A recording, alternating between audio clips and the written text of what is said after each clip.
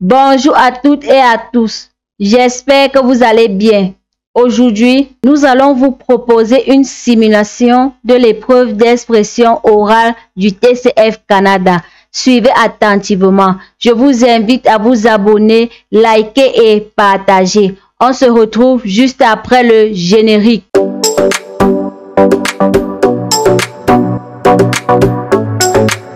Bienvenue à l'épreuve d'expression orale du TCF Canada. Cette épreuve de production orale dure 12 minutes. C'est un entretien en 3 parties. Vous aurez 2 minutes pour vous préparer avant le début de la deuxième partie. L'entretien est enregistré. Il sera évalué 2 fois. Une première fois sur place et une deuxième fois à France Éducation Internationale. À tout moment, vous pouvez me faire répéter ou reformuler un mot ou une question. Attention, une fois l'enregistrement commencé, il ne pourra plus être stoppé.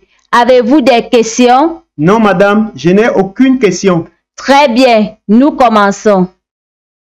Voici la première tâche. Cette partie de l'épreuve dure 2 minutes. Est-ce que vous pouvez vous présenter? Bonjour, je m'appelle Nachla Bouden, je suis âgé de 35 ans. Je suis marié, j'ai un enfant, c'est une fille. Je suis le 3e garçon et le 3e né d'une fratrie de 6 enfants. Je suis tunisien, je réside à Ariana. Après mon baccalauréat scientifique obtenu en 2003 au lycée pilote de l'Ariana en 2004, j'ai réussi le concours d'entrée à l'école polytechnique internationale privée de Tunis. Et après 5 ans de formation dans cette école, j'ai reçu le diplôme d'ingénieur en électromécanique en 2009. Je suis électricien dans la société Sunrise Concept depuis 2010 jusqu'à nos jours. Mon sport préféré est le tennis et je le pratique tous les week-ends. Je suis un homme travailleur, calme, humble, très sympa et honnête. Ma couleur préférée est la couleur bleue. C'est pourquoi la plupart de mes vêtements ont cette couleur. En ce qui concerne mon couple, j'ai rencontré mon épouse Leila Ben Khalifa en 2015 et nous nous sommes mariés en 2020. Notre union est basée sur le dialogue et l'entraide. À présent, nous avons un projet, celui d'immigrer au Canada afin de pouvoir réaliser nos rêves. Je vous remercie. Très bien, nous continuons avec la tâche 2. Cette tâche dure 5 minutes 30 secondes au total. Vous allez recevoir un sujet. Vous devez me poser des questions pour obtenir des informations. Vous avez 2 minutes pour préparer l'entretien. Vous êtes autorisé à prendre de courtes notes si vous le souhaitez. Tenez cette feuille de brouillon. Vous ne devez pas écrire sur le sujet. C'est vous qui parlez en premier et c'est vous qui conduisez la conversation. L'entretien doit durer 3 minutes 30 secondes. Vous pouvez demander plus de précision ou faire répéter des informations. Je vous lis le sujet. Je suis votre ami. J'organise une sortie en famille dimanche prochain. Vous voulez m'aider à organiser cette sortie et vous me posez des questions sur les lieux, les activités, le budget, le transport et autres. Vous avez 2 minutes de préparation.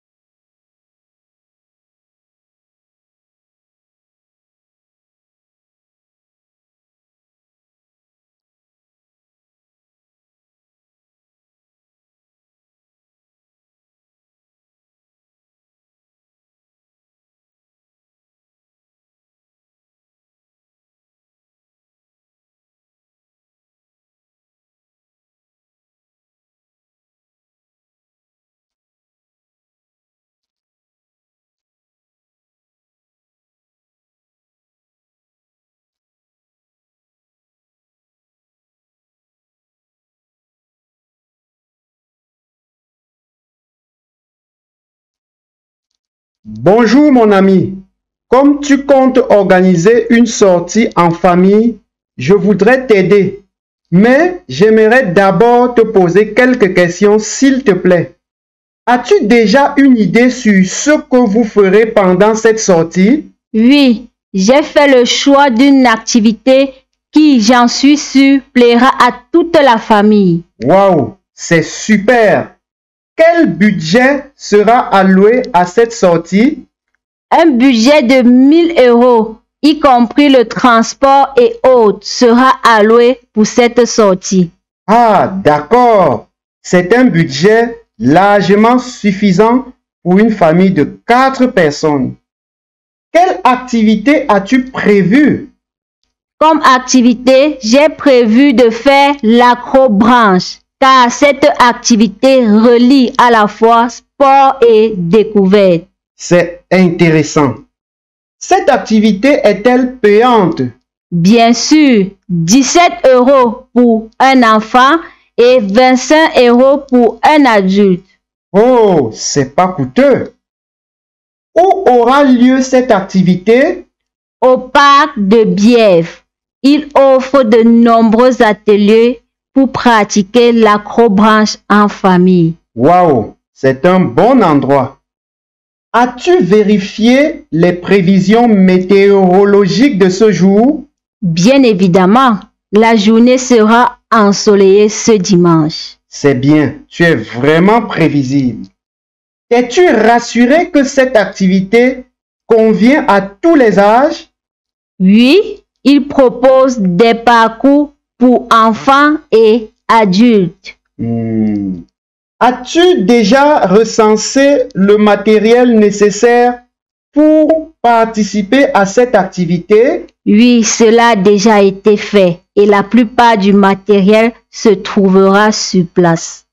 Et concernant la nutrition, as-tu prévu des goûters pour les enfants? Bien sûr, j'ai prévu quelques baguettes de pain et du fromage pour eux. Waouh, ils seront aux anges. Quel sera le moyen de transport utilisé pour se déplacer? Comme moyen de transport, je compte louer un minibus avec chauffeur. C'est plus pratique et moins coûteux. Waouh, c'est très bien pensé. La réservation de ce minibus peut-elle se faire en ligne? Oui, ils ont un site pour cela. Es-tu rassuré que les pratiquants seront en sécurité pendant cette sortie? Oui, c'est la moindre des choses. Leurs opérateurs sont qualifiés et compétents. Je te remercie pour ces informations car cela me permettra de t'aider afin que cette sortie soit une réussite. À très bientôt. Nous passons à la tâche 3. Je vais vous proposer un sujet. Vous allez vous exprimer sur ce sujet de façon argumentative, en utilisant des exemples, en justifiant vos idées, en essayant de me convaincre pendant 4 minutes 30 secondes. Elle se fait sans préparation. Voici le sujet. Internet a changé les comportements au travail. Qu'en pensez-vous? L'impact des nouvelles technologies sur toutes les dimensions de nos vies est incontestable. Nous en utilisons de plus en plus, tant dans notre vie personnelle que professionnelle. Plus particulièrement sur le lieu de travail, la technologie a considérablement évolué au cours des dernières décennies. L'environnement de travail d'antan n'existe plus. L'impact des nouvelles technologies sur toutes les dimensions de nos vies est incontestable. Nous en utilisons de plus en plus, tant dans notre vie personnelle que professionnelle. Plus particulièrement sur le lieu de travail, la technologie a considérablement évolué au cours des dernières décennies. L'environnement de travail d'antan n'existe plus. Il a vite été changé, accompagnant les progrès technologiques. Autant de désordre dans notre façon de travailler, de nous mouvoir, de communiquer et même nos attitudes au travail. D'abord, la communication facilitée au quotidien est le premier grand changement et peut-être le plus patent. Le numérique a changé la façon dont les gens communiquent sur le lieu de travail. Des ordinateurs et systèmes d'information aux smartphones et réseaux sociaux. L'interaction entre les travailleurs et les processus internes d'une entreprise ont été propulsés à un autre niveau. Le travail et sa gestion sont devenus non seulement plus rapides et plus fluides, mais aussi plus responsables et collaboratifs. En outre, l'accroissement de la collaboration. Cette simplicité à communiquer a une conséquence logique et profonde au quotidien. Il est plus simple de travailler ensemble. Comme les travailleurs peuvent désormais se parler facilement indépendamment de l'endroit où ils se trouvent, le travail d'équipe est encouragé et le lien entre des employés est affermi. En plus, l'amélioration du niveau de collaboration aide également les cadres et les ménages à rester en contact avec leurs employés et à avoir une approche managériale différente. Le travail d'équipe apparaît dès lors plus engagé et cohérent. Aussi, le numérique a modifié la façon dont nous passons notre temps au bureau, nos attitudes, activités et pratiques. Avec les nombreux nouveaux outils professionnels disponibles, la gestion du temps a été optimisée et les efforts consacrés aux tâches quotidiennes ont été, dans la plupart des cas, allégés. De nouvelles méthodes de travail apparaissent également, telles que la méthode agile pour augmenter en productivité. L'efficacité des salariés évolue nettement, ce qui leur permet de passer davantage de temps sur des activités plus importantes, de satisfaire au mieux leurs éventuels clients.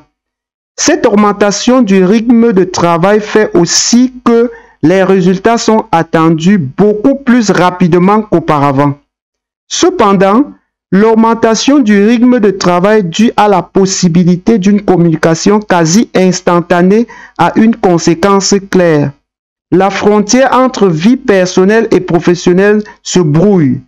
Souvent, les activités se trouvent imbriquées tout au long de la journée. D'une part, le monde professionnel s'invite dans la sphère privée. Par exemple, nous lisons nos mails pro dès le petit déjeuner ou pendant les vacances. D'autre part, la sphère personnelle s'est introduite dans l'entreprise.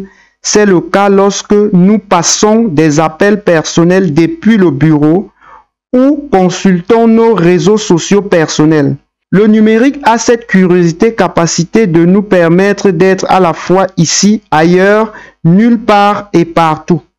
Des lieux de travail hybrides et polyvalents. Enfin, avec toute cette avancée technologique et l'existence d'Internet, il est naturel que le lieu de travail se transforme pour accueillir ces nouvelles attitudes. Je vous remercie. Nous sommes arrivés au terme de cette vidéo. Surtout, n'oubliez pas de vous abonner, liker et partager pour nous encourager. À très bientôt dans les prochaines vidéos. Bonne chance!